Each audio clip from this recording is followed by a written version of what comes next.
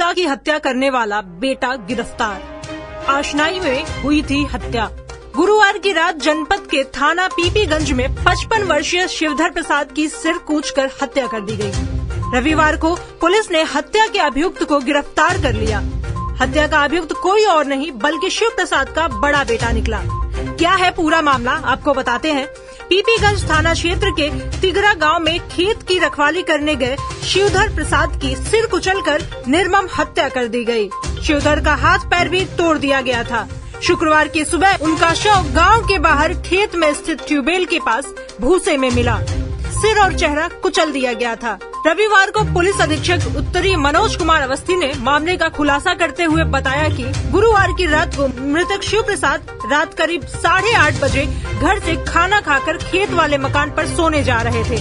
तभी अभियुक्त भोला प्रसाद उसके पीछे पीछे गया और वहीं पड़े एक लकड़ी के मोटे से डंडे से तबातोड़ सिर और मुंह पर कई वार किए।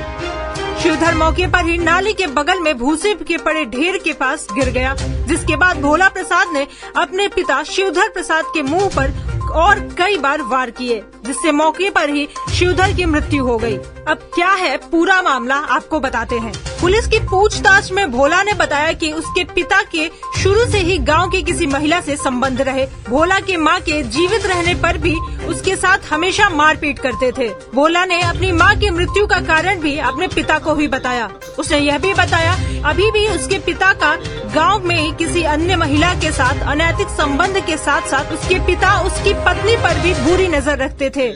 उसने बताया तकरीबन 6 माह पूर्व भी पत्नी पर गलत नजर रखने को लेकर पिता से विवाद हुआ था। विरोध करने पर धमकी देते हुए कहते थे कि संपत्ति किसी और को दे दूंगा, जिससे क्रूर होकर उसने अपने पिता की हत्या कर डाली। अभियुक्त भोला ने बताया कि अपने पिता की हत्या का कोई भी दुख नहीं है। पिछले 15 वर्षों से वह उनके अनैतिक कार्यों के विरुद्ध था। शिवधर प्रसाद नामक व्यक्ति की हत्या हो गई थी। उस संबंध में तत्काल अभियोग पंजीकृत किया गया और पुलिस की टीम और सर्विलांस द्वारा साक्ष्यों को एकत्र किया गया। विवेचनात्मक कार्रवाई से ये तथ्य प्रकाश में आया कि उसके बड़े पुत्र, जिसका नाम भोला है, उससे उसकी हत्या कर दी है।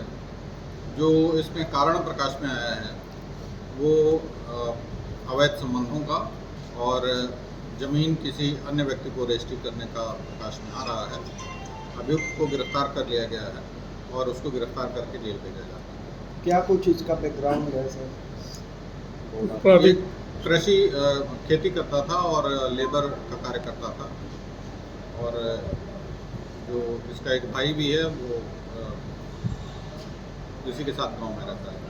इससे पहले भी कोई घटना किया था, कभी जेल गया? इससे पहले कभी कोई घटना नहीं किया, कोई अपराधी व्यक्ति नहीं है।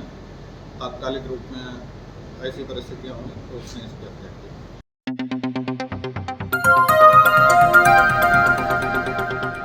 बजाओ जरा झूम के बजाओ, बजाओ बजाओ जरा झूम के बजाओ।